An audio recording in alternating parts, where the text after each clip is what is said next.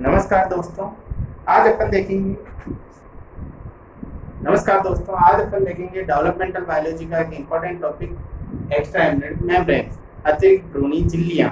तो इसके अंदर अपन देखेंगे कि अतिरिक्त भ्रूणी झिल्लियाँ क्या होती है, कितने प्रकार की होती है, इनके काम क्या है और इनके डायग्राम वगैरह। इसमें एग्जाम में जो भी क्वेश्चन आते हैं, छोटे क्वेश्चन भी आते हैं कि कोरियन का क्या काम है, एमनियन का क्या काम है, या describe the what is extra embryonic membranes and describe the various types of extra embryonic membranes। तो अपन इसको डायग्राम से इसका आंसर देंगे।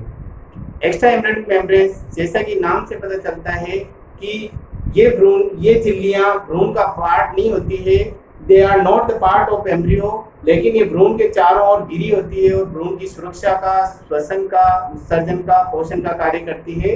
इसीलिए इनको अतिरिक्त भ्रूणी झिल्लियां कहते हैं। इनका निर्माण ट्रोफोप्लास्ट से होता है। ये झिल्लियां केवल कुछ ही प्राणियों में बनती है। उन प्राणियों को अपन एम्नियोटा कहते हैं। इनमें रेप्टाइल्स, बर्ड्स और मैमल्स आते हैं। ये स्थलीय प्राणी है, इसीलिए इनमें ये झिल्लियां पाई जाती है और भ्रूण की सुरक्षा करती है। जबकि मछलियां और एम्फीबिया एनिम्नियोटा प्राणी होते हैं, इनमें ये झिल्लियां नहीं बनती है। ये झिल्लियां कुल 4 प्रकार की होती है, यानी एमनियन, कोरियन, यॉर्क सैक और एलेंटोइस। ये कुल 4 प्रकार की होती है। तो शुरुआत करते हैं सबसे पहले यॉर्क सैक से। यॉर्क सैक जो होती है, ये अतिरिक्त भ्रूणी झिल्ली एक थैलेनुमा होती है, जो कि भ्रूण को पोषण का कार्य करती है। इस झिल्ली के बाहर की ओर मेसोडर्म और अंदर की ओर एंडोडर्म होती है। इसका काम होता है भ्रूण को पोषण प्रदान करना। जो भी अंडे के अंदर जो पीतक होता है, उसको ये एब्जॉर्ब करके भ्रूण को पहुंचाता है। ये झिल्ली स्तनधारी प्राणियों में अवशेष के रूप में पाई जाती है, क्योंकि स्तनधारी प्राणियों के अंदर पोषण प्लेसेंटा के द्वारा होता है। स्तनधारी प्राणियों के अंडे में पीतक नहीं के बराबर होता है, इसीलिए ये अवशेष के रूप में पाई जाती है। इसका मेन काम होता है भ्रूण को पोषण प्रदान करना।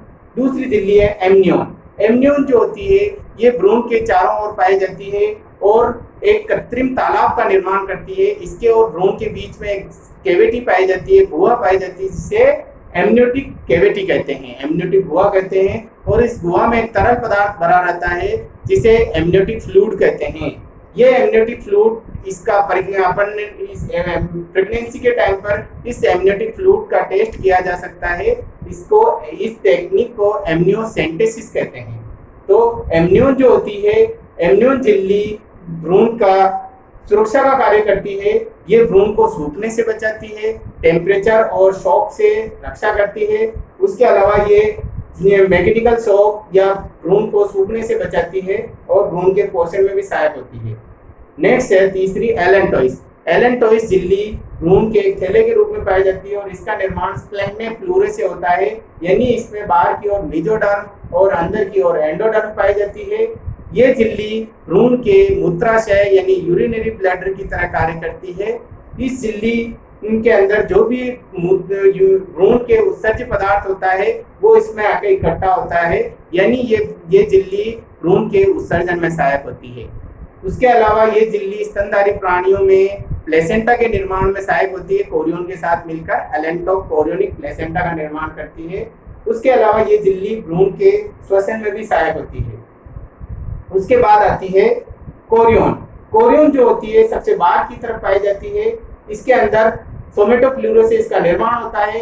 इसके बाहर की ओर एक्टोडर्म और अंदर की ओर मेसोडर्म पाई जाती है। अभी अपन डायग्राम में देखेंगे, mesoderm co dot dot line से बना रखा होता है और एक्टोडर्म को गहरी लाइन से बना रखा होता है। तो इसमें बाहर की ओर एक्टोडर्म होती है और अंदर की ओर मेसोडर्म होती है। ये झिल्ली जो होती है कोरियन, ये भ्रूण के श्वसन अंग की तरह कार्य करती है, यानी उसके गैसेज एक्सचेंज में सहायक होती है। तो इस प्रकार ये चारों झिल्लियों का वर्णन करना है। ये झिल्लियां, ये डायग्राम बनाना है आपको। ये एम्ब्रियो है।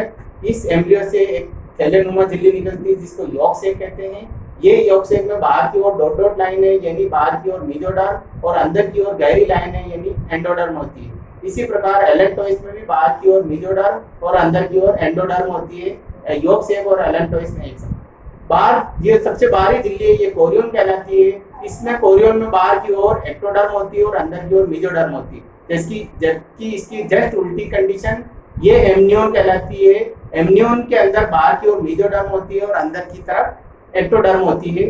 ये भ्रूण और एमनियन के बीच में जो कैविटी दिख रही है इसको एमनियोटिक कैविटी कहते हैं। इसमें एक तरल पदार्थ भरा होता है जिसको एमनियोटिक फ्लूइड कहते हैं।